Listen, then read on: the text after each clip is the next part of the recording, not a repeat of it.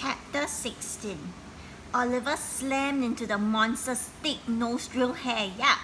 As he pulled through the dense bush, dense that means the very thick bush of hair, Oliver grabbed hold of a clump of hair, wrapped it around his hand, and held on with all his might. The monster yelped as Oliver tugged on its nostrils hair. So Oliver went to pull the monster's nose hair. It shook its head violently from side to side, but Oliver refused to let go. It then tried to suck him down its throat, but the harder it breathed, the harder Oliver tugged on its hair. Once again, the monster collapsed back onto the ground, whining in pain. It dared to take only shallow breaths, because if it takes deep breaths, right, then the hair will be pulled right by Oliver. For a whole hour, boy and monster were caught in a stalemate. Stalemate, that means they cannot win each other, because if the monster breathed too hard, Oliver will pull its hair. But if Oliver will have to hold on to its hair, so in a stalemate, okay? Oliver wondered if he had to hold on to the monster's hair for the rest of his life. What was he going to eat? Suddenly, Oliver heard a familiar voice. "What in heavens is the monster doing here?" the voice yelled. Oliver recognized the voice immediately and shouted with joy, "Mr. Chapman, it's me, Oliver. I'm inside the monster." Oliver yelled at the top of his lungs through the thick, dense forest of hair. "Oliver, are you okay? Are you alright?" another familiar voice shouted. "Mrs. Woodsworth!" Oliver exclaimed.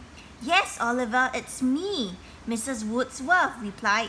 "Your mother is safe in the bunker. She has been searching high and low for you. We were busy evacuating, that means escaping, okay? The civilians are like the ordinary citizens who are not in the superhero army force, okay? The civilians, when we heard a huge crash and decided to investigate where it came from. Oliver, did you do this to the monster? Well done." "Oliver," Mr. Chapman interrupted, "are you stuck? We can't use our powers around the monster, but we'll do whatever we can to get you out. What can we do?" Mr. Chapman's words gave Oliver an idea. "Yes, there is a red bandwagon about 200 meters eastwards. Find a yellow cube inside it and throw it to me," he shouted excitedly. Both Mr. Chapman and Mrs. Woodsworth searched frantically for the bandwagon parked deep inside the forest. Moments later, they returned with the yellow cube and threw it into the monster's giant nostril. "Everyone stay back!" Oliver shouted. When Mr. Chapman and Mrs. Woodsworth were far away, Oliver let go of the monster's hair and hurriedly darted through the thick web of hair towards the yellow cube. Sensing movement, so the monster felt movement in his nose.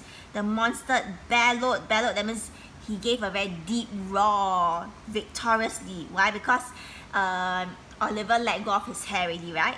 This was the moment it had been waiting for. Freed from Oliver's hold, so now the monster is free from Oliver's hold. It swung its head upwards and took a mighty sniff. Instantly, it sucked Oliver down its throat. Mrs. Woodsworth gasped in horror, and Mr. Chapman covered his mouth in shock. But Oliver was smiling. Why? He held the yellow cube in his hands. "Take that!" Oliver shouted as he yanked, that means pull, on a cord dangling out of the yellow cube. Boom! In an instant, the yellow cube inflated means grow bigger, into a giant ball. It jammed the monster's throat, pressing tightly against its walls.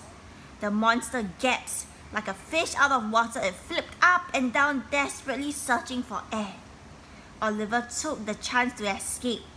Frantically, he climbed up the monster's throat towards its nostrils. Yet every time the monster flipped, he fell back down its throat again. To make matters worse, the monster's nostrils were shrinking, so the monster's nostrils were getting smaller and smaller, and Oliver had to get through it, right, to escape. Suddenly, an object tumbled down the monster's throat. It was his weapon. Okay, so he got his weapon now. Get out of there, Mr. Chapman yelled. Oliver grabbed his weapon and shot the vice through the nostrils and into the ground. Immediately, Mr. Chapman and Mrs. Woolsworth grabbed onto the rope tightly and yanked Oliver out.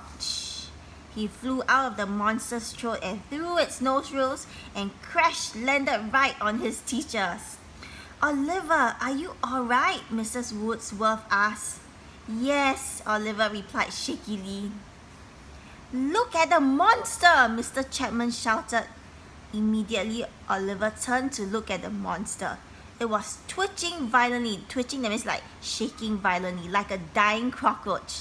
Its once bloated chest now clung to its ribcage and its skin had turned dark purple. Because the monster cannot get any air, right? Because there is a giant ball that's stuck at his throat, so it cannot suck in any air. Then suddenly, with a final puff of smoke, its body shriveled and collapsed like a deflated balloon. For a good 10 seconds, there was a dead silence. Nobody dared to celebrate. Then suddenly Mrs. Woolsworth screamed, "It's over!" she cried. The two teachers hugged each other and danced for joy. Oliver couldn't join in the celebrations. Because why? Because he was completely drained. That means totally, he was super exhausted. He lay flat on the floor. But in his mind, he was soaring through the clouds and doing somersaults in the air. So in his mind, he was very, very happy. He was doing somersaults in the air. Oliver couldn't be happier, or so he thought.